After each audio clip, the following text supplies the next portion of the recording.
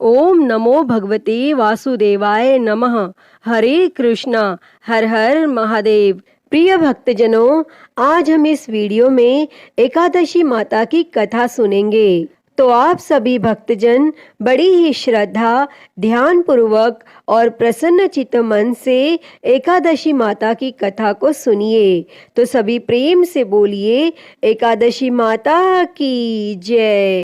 श्री लक्ष्मी नारायण भगवान की जय। एक बार एक राज्य में एक राजा रहता था। राजा बहुत ही बुद्धिमान और बलशाली था। राजा सदा ही अपनी प्रजा का बहुत अच्छे से ध्यान रखता था। प्रजा भी राजा को बहुत पसंद करती थी। राजा की 2 बेटियां थी। राजा अपनी दोनों बेटियों से बहुत प्रेम करता था। राजा की छोटी बेटी देखने में बहुत सुंदर और आकर्षित थी, और वहीं पर राजा की बड़ी बेटी छोटी बेटी के मुकाबले थोड़ी कम सुंदर थी। राजा की छोटी बेटी माता की पूजा किया करती थी, और सभी लोग राजा की छोटी बेटी से बहुत प्रेम करते थे और बहुत प्रशंसा किया करते थे। राजा भी अपनी छोटी बेटी को बड़ी बेटी से अधिक प्रेम करता था, जिसके कारण राजा की बड़ी बेटी को अपनी छोटी बहन से बहुत नफरत होने लगी थी। राजा की दोनों बेटियां जब बड़ी हो गईं, तब एक पड़ोस के राज्य में रहने वाले राजकुमार राजा की बड़ी बेटी के लिए रिश्ता लेकर आया। लेकिन जैसे ही उस राजकुमार की नजरें राजा की छोटी बेटी पर पड़ी, तो वह राजकुमार राजा की छोटी बेटी पर आकर्षित हो गया और छोटी बेटी से पहली नजर में प्रेम करने लगा। और उस राजकुमार ने राजा की बड़ी बेटी के साथ विवाह करने से मना कर दिया, और उसने राजा से कहा कि मैं आपकी छोटी बेटी से विवाह करना चाहता हूँ।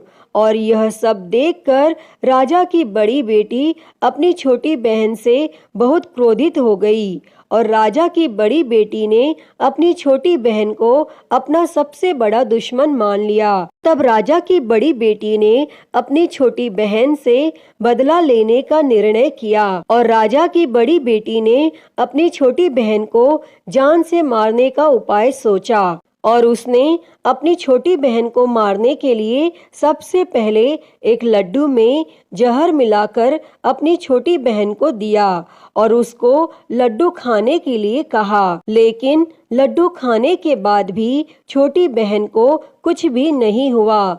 लेकिन फिर भी बड़ी बहन ने हार नहीं मानी, और जब उसकी छोटी बहन रात में कमरे में सो रही थी, तब उसने एक मटके में सांप रखकर उसके कमरे में छोड़ दिया। लेकिन सांप भी छोटी बहन का कुछ नहीं कर पाया। जिसके बाद बड़ी बहन ने छोटी बहन से कहा कि चलो हम लोग कुएं में से पानी भरकर लाते हैं। और वह अपनी छोटी बहन को पानी भरने के बहाने कुएं के पास ले गई, और उसने अपनी छोटी बहन को कुएं में धक्का दे दिया। लेकिन छोटी बहन को तब भी कुछ नहीं हुआ, क्योंकि हर बार ग्यारस माता उसकी रक्षा कर रही थी।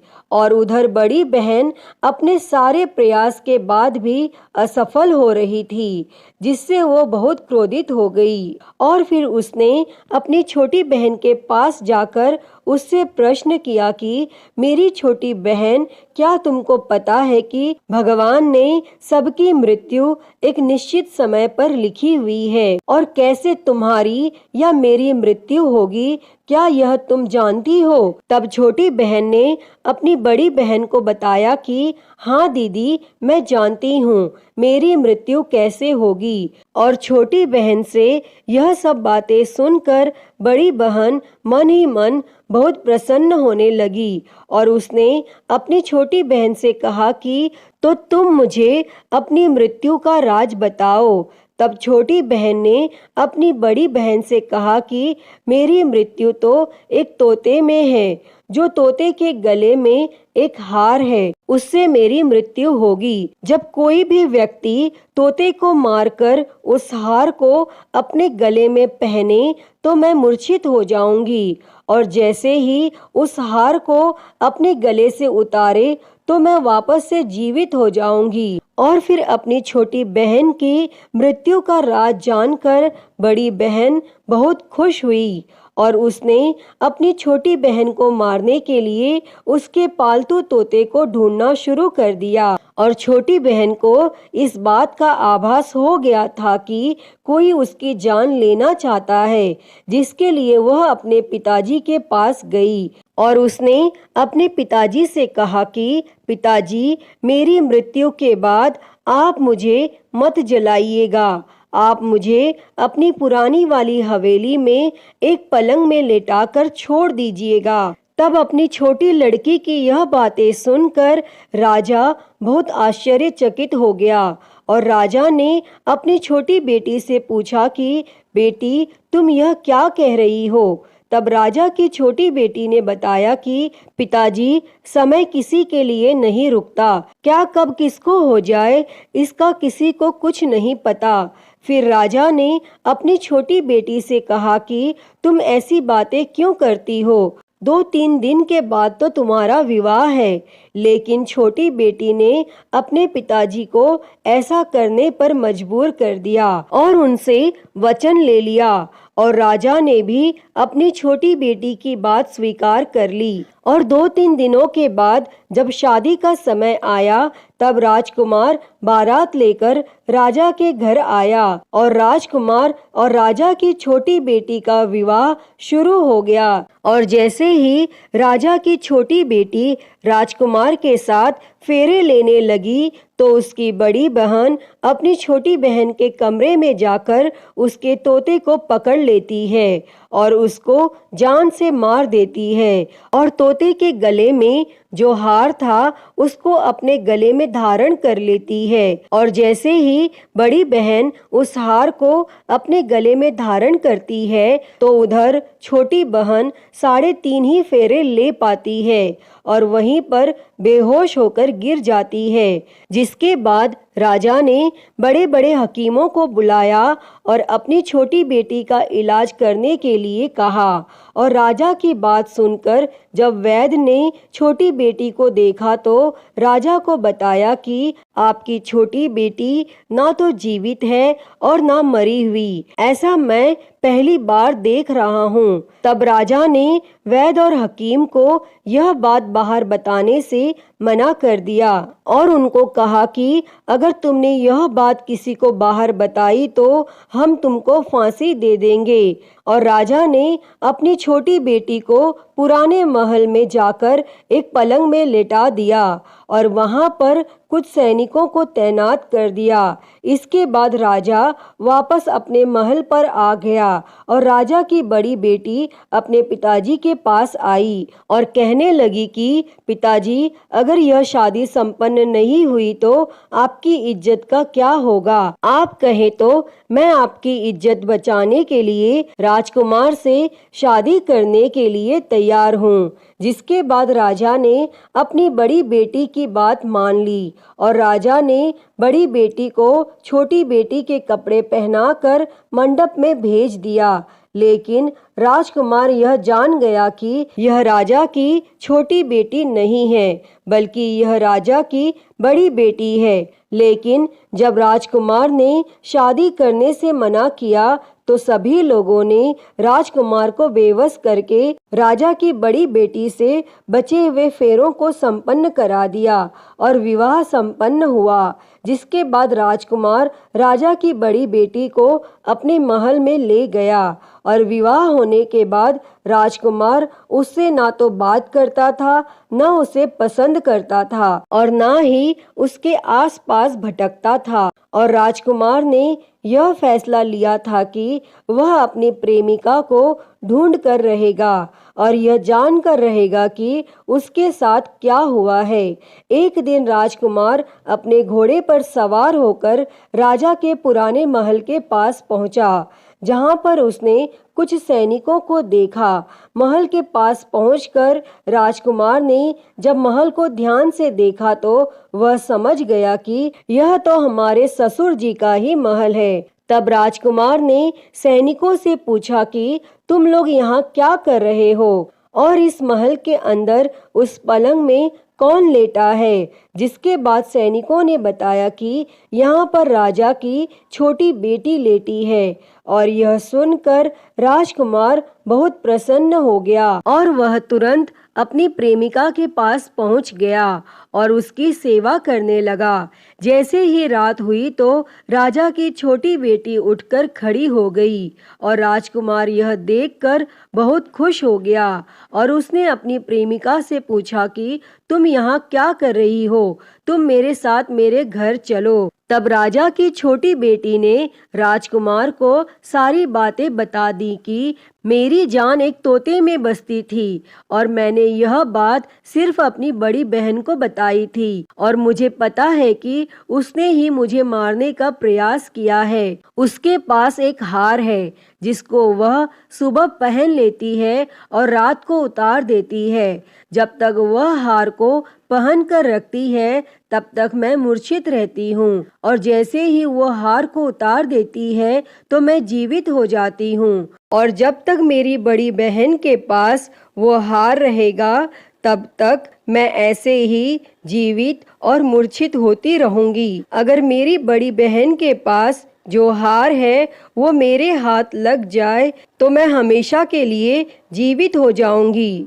तब राजकुमार यह सब बातें सुनकर राजा की छोटी बेटी के पास रहने का निर्णय ले लेता है और उसने अपने बचे हुए सारे फेरे उस पलंग में लेटी हुई राजा की छोटी बेटी के साथ ले लिए और अपना विवाह पूर्ण कर लिया और वहीं पर वह रहने लगा। और देखते ही देखते कुछ समय में राजा की छोटी बेटी और राजकुमार की पत्नी गर्भवती हो गई और एक दिन राजकुमार को किसी काम से बाहर जाना पड़ा। तब छोटी बहन के पेट में बहुत तेज से दर्द होने लगा, जिसके बाद उसने माता का आह्वान किया।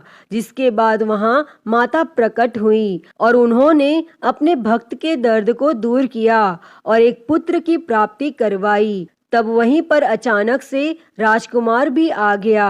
राजकुमार ने ग्यारस माता को देखा तो वह आश्चर्यचकित हो गया और उसने तुरंत ग्यारस माता को प्रणाम किया और ग्यारस माता ने राजकुमार से कहा, जब तुम्हारा पुत्र 5 वर्ष का हो जाए तो तुम आकर अपनी पत्नी का हार इसके गले में डाल देना। और देखते ही देखते राजकुमार और राजा की छोटी बेटी का पुत्र 5 वर्ष का हो जाता है। तो राजकुमार अपने बेटे से कहता है कि बेटा, मैं कुछ काम से बाहर जा रहा हूँ, तुम अपनी माता का ध्यान रखना। और वह वहाँ से चला जाता है और राजकुमार को बाहर निकलता हुआ बड़ी बहन के सैनिक देख लेते हैं और बड़ी बहन को जाकर सारी बातें बता देते हैं। जिसके बाद बड़ी बहन अपनी छोटी बहन के पुत्र को वहाँ से उठवा लेती है और उसको मरवा देती है। छोटी बेटी के पुत्र के 2 टुकड़े करवा देती है। पहला टुकड़ा चक्के के पास छुपा देती है और दूसरा टुकड़ा अपने पलंग के नीचे रख लेती है। और तब ग्यारस माता भिखारी का रूप लेकर आती हैं और एक भिखारी का रूप रखकर बड़ी बहन के पास चली जाती हैं। जिसके बाद वहां पर वो भिक्षा मांगने लगती हैं। तो बड़ी बहन अपने नौकरों से कहती है कि जाकर भिक्षा दे दो। लेकिन जैसे ही नौकर ग्यारस माता को भिक्षा देने के लिए आते हैं तो माता उन्हें मना कर देती है और कहती है कि मैं तुम्हारी महारानी से ही भिक्षा लूंगी। जिसके बाद बड़ी बहन स्वयं ही भिक्षा देने के लिए माता के पास आती है। तब माता एक बिल्ली का रूप लेकर उसके कमरे में चली जाती है और वहां पर छोटी बेटी के पुत्र के 2 टुकड़े को आपस में जोड़ देती हैं और उसे जीवित कर देती हैं और फिर उसे वहां से ले जाती हैं। तब राजकुमार अपने बेटे को लेकर अपनी पत्नी के पास जाता है और उसे कहता है कि तुम इसका ध्यान रखना, अगर तुम इस बच्चे का अच्छे से ध्यान रखोगी तो मैं तुमसे बात करूंगा। और एक दिन राजकुमार अपने बेटे से कहता है कि तुम अपनी माता से उनके गले का हार मांग लो। तो अपने पिता की बात मानकर राजकुमार का बेटा अपनी माता जी के पास जाता है और कहता है कि माता, मुझे तुम्हारा हार चाहिए। और यह सुनकर पहले तो बड़ी बहन बहुत क्रोधित होती है, पर उसको यह याद आता है कि राजकुमार ने कहा था कि अगर मैं इस बच्चे का ध्यान अच्छे से रखूंगी तो वह मुझसे बात करेंगे, जिसके कारण वह हार उस बच्चे को दे देती है और वह तुरंत हार को ले जाकर अपने पिताजी को दे देता है। और तभी राजकुमार अपने बेटे को लेकर वहां से जाने लगता है और अपनी पत्नी से कहता है कि तुम हमारे लिए खाना बनाकर रखना, मैं शाम को आकर तुम्हारे साथ खाना खाऊंगा। और वह अपने बेटे को लेकर वहां से चला जाता है और उसके बाद वह राजा के पास जाता है और उनको सारी बातें बता देता है। तब राजा अपनी बड़ी बेटी की यह करतूत सुनकर बहुत क्रोधित होते हैं और अपनी परवरिश पर ही दोष देने लगते हैं। राजकुमार को अपनी छोटी बेटी के साथ रहने के लिए आदेश दे देते हैं और इस प्रकार ग्यारस माता की कृपा से राजकुमार और राजा की छोटी बेटी सुखपूर्वक रहने लगते हैं। अतः हे ग्यारस माता, इस कथा को कहते, सुनते और हुंकारा भरते सब पर अपनी कृपा करना, सभी के जीवन से दुखों को दूर कर सभी के जीवन में सुख और समृद्धि देना। तो सभी प्रेम से बोलिए एकादशी माता की जय, श्री लक्ष्मी नारायण भगवान की जय, श्री उमापति महादेव की जय। प्रिय भक्तजनों, तो मैं उम्मीद करती हूँ कि आपको आज की यह कथा पसंद आई होगी और अगर वीडियो अच्छी लगी हो तो इसे लाइक करें, ज़्यादा से ज़्यादा शेयर करें और कमेंट बॉक्स में ग्यारस माता की जय लिखना ना भूलें और हरिहर भक्ति चैनल को सब्सक्राइब कर नोटिफिकेशन बेल को ज़रूर ऑन कर लें। हर हर महादेव। धन्यवाद।